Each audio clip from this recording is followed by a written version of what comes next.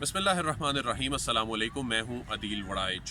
Doctor Shahid Masood साहब के साथ मेरी और सिद्दीक जान साहब की मुलाकात हुई थी। सिद्दीक जान साहब ने उस मुलाकात का तफसीली अहवाल आपके सामने रखा था, लेकिन उन्होंने भी अपनी वीडियो में कहा कि कुछ ऐसी चीज़ें हैं जिनका अहाता नहीं हो सका, वो आपको शेयर करनी चाहिए।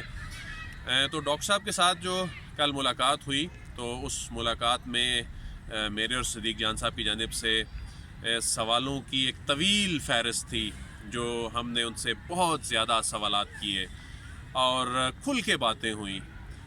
डॉक्टर साहब ने भी बड़ा उस मुलाकात को एंजॉय भी किया, और जब जेल में कोई किसी को मिलने जाता है तो उसका अपना दिल का बोझ भी हल्का होता है, और बहुत सी बातें करके वो शख्स अपना बोझ हल्का करता है।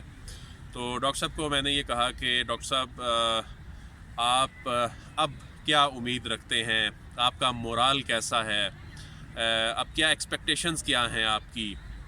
तो उन्होंने कहा कि जो कुछ मेरे साथ हो चुका है, जितनी तजलील मेरी होनी थी, और जिस तरह एक हाथ में कभी हथकड़ी, कभी दो हाथों में हथकड़ी, कभी पाँव में बेड़ियों का हुक्म, और जिस तरह पहले एक दो दिन मेरे साथ यहाँ ट्रीट किया गया, और जिस तरह आदि मुजरमों के साथ मुझे लाया जाता है अदालत, और फिर वापस जेल लेके आया जाता है, मेरी रिक्वेस्ट के बावजूद मुझे अलग गाड़ी में नहीं लेके आया जाता।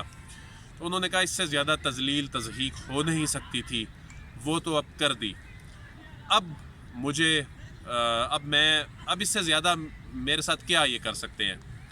तो शाहीन सबाई साहब ने भी एक ट्वीट किया जिसमें उन्होंने कहा कि डॉक्टर साहब को ये पैगाम दीजिएगा, सिद्दीक जान साहब को, और मुझे उन्होंने कहा कि डॉक्टर साहब को ये कहिएगा कि कंप्रोमाइज़ ना कीजिएगा, जैसा कि आपने पहले नहीं किया।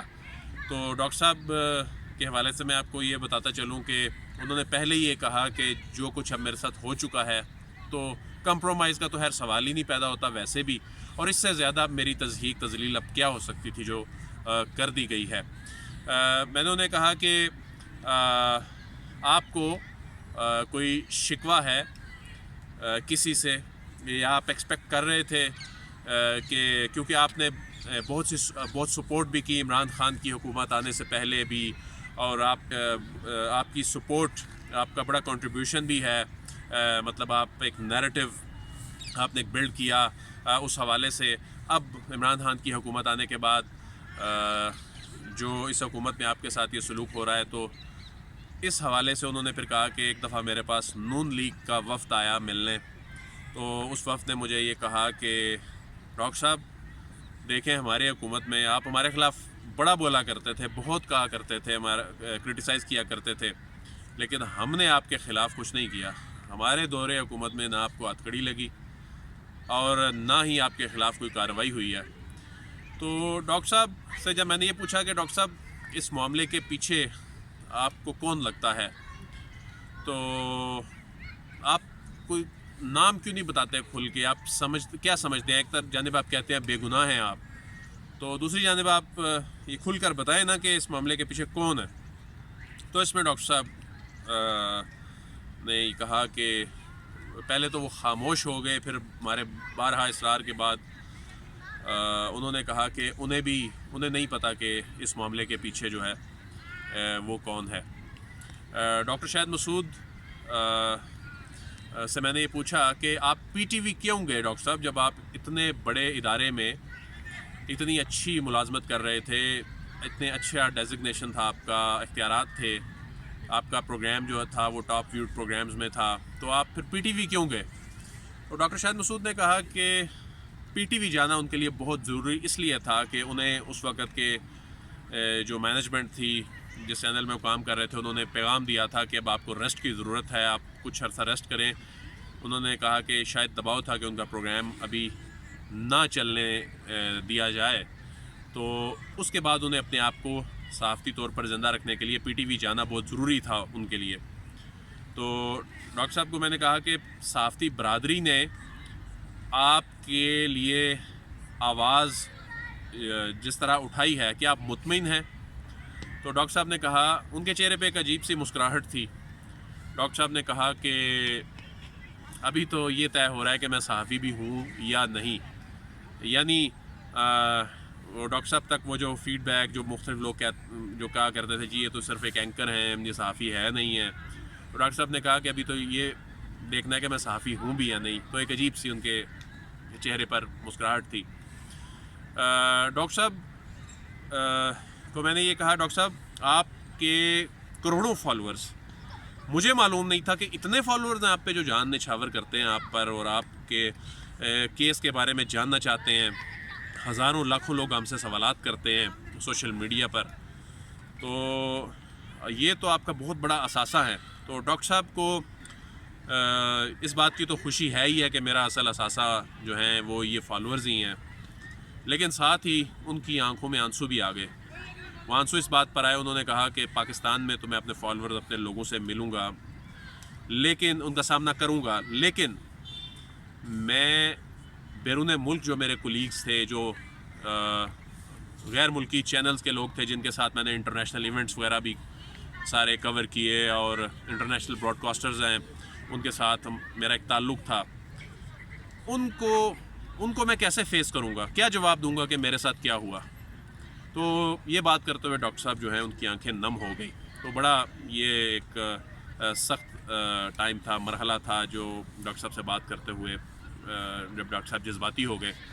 ڈاکٹر صاحب نے کہا کہ اس کیس سے متعلق شواہد اکٹھے کرنے کا بھی مجھے وقت نہیں ملا کیونکہ میری ضمانت منسوخ ہو گئی. جو مرکزی ملزم تھے اس کیس میں وہ باہر پھر رہے ہیں، جن کے پاس اماؤنٹ گئی، میرے پاس تو اماؤنٹ ہی نہیں آئی، لیکن میں اندر ہوں اور اب مجھے اتنا بھی نہیں مجھے موقع مل سکا کہ میں کوئی ڈاکومنٹ، کوئی شواہد، کوئی یہ ساری چیزیں اکٹھی کر لوں. اور انہوں نے کہا کہ پہلے مجھ پہ الزام لگا جی اکاؤنٹ میں پیسے گئے ہیں، جب وہ ثابت نہ ہو سکا پھر کہا گیا جی کیش میں لیے ہیں، جب وہ ثابت نہ ہو سکا تو کہا گیا جی شاپنگ کروائی گئی ہے جی ان پیسوں سے ان کو. تو انہوں نے کہا وہ کہاں ہیں رسیدیں، وہ کہاں ہیں سارے شواہد، جب کوئی چیز ثابت نہیں ہو رہی تو مجھے پھر اندر کیوں رکھا گیا ہے. تو ڈاکٹر صاحب کو یہ انہوں نے کہا کہ آپ اپنی ڈگریاں جیل حکام نے کہا کہ ہمیں دیں، ہم آپ کو بڑی ایک کلاس دے دیتے ہیں جیل میں. تو انہوں نے کہا کہ جی میں اب اس وقت ان کرائسس میں کہاں اپنی ڈگریاں اکٹھی کرتا پھروں، آپ نے مجھے جہاں رکھا ہوا ہے وہی کافی ہے، میں بس اب یہیں رہوں گا. تو انہوں نے کہا کہ امریکی ڈاکٹرز ہیں میرے دوست جو امریکی تنظیم ہے ڈاکٹروں کی، تو انہوں نے کہا، وہ کہا کرتے تھے کہ تم امریکہ آ جاؤ اور امریکہ آ کے پریکٹس کرو، تم یہ کس کام میں لگے ہوئے ہو. تو کہتے ہیں اب میں سوچتا ہوں کہ یار وہ کہا کرتے تھے کہ واقعی آپ اپنی جو میڈیکل پریکٹس ہے وہ وہاں پر کیا کرتے، یہاں پر کس مشکل میں پھنس گئے ہیں. تو کہتے ہیں میں اب کبھی کبھی یہ بھی سوچتا ہوں. انہوں نے کہا کہ میں نے اس ملک کے لیے نیریٹو بلڈ کیا ہے، مجھے اس پہ فخر بھی ہے، اور لیکن انہوں نے کہا کہ اب مجھے نہیں سمجھ آ رہی کہ میں یہاں سے رہا ہونے کے بعد اپنا پروگرام کنٹینیو کر بھی پاؤں گا یا نہیں. تو جس پر ہم نے انہیں کہا کہ میں نے اور صدیق جان صاحب نے کہا کہ آپ کو اپنا پروگرام جو ہے وہ جاری رکھنا چاہیے، اپنا پروگرام جو ہے آپ کے اتنے فالورز ہیں. تو بات وہی پھر آ جاتی ہے. انہوں نے کہا کہ میرے جو غیر ملکی دوست ہیں، جو میرے اتنا ایک باہر ایک دوستوں کا نیٹ ورک اور پروفیشنل ایک ریلیشن شپ تھی، تو ان کو فیس کرنا میرے لیے بہت مشکل ہوگا. تو انہوں نے کہا کہ میں نے یہ ریکویسٹ بھی کی جیل انتظامیہ کو بھی کہ مجھے ایک الگ سے گاڑی دی جائے، یعنی جب منتقل کیا جا رہا ہوتا ہے جس میں جو بڑے جرائم میں ملوث قیدی ہوتے ہیں ان کے ساتھ نہ رکھا جائے، مجھے کسی اور گاڑی میں بٹھا دیا جائے. تو میری درخواست جو ہے گاڑیاں ہونے کے باوجود مسترد کر دی جاتی ہے اور مجھے انہی قیدیوں کے ساتھ لے کے جایا جاتا ہے. اور ڈاکٹر صاحب یہ کہتے ہیں کہ ان کی جو والدہ ہیں وہ ان کی خواہش ہوتی ہے کہ وہ ان کے ساتھ ملاقات کے لیے نہ آئیں کیونکہ وہ بہت دکھی ہوں گی وہ انہیں یہاں پر اس حال میں دیکھ کر. تو اس لیے ان کے جو دوست ہیں جو اس میڈیا انڈسٹری سے ریلیٹڈ ہیں وہ تو ملنے آئے.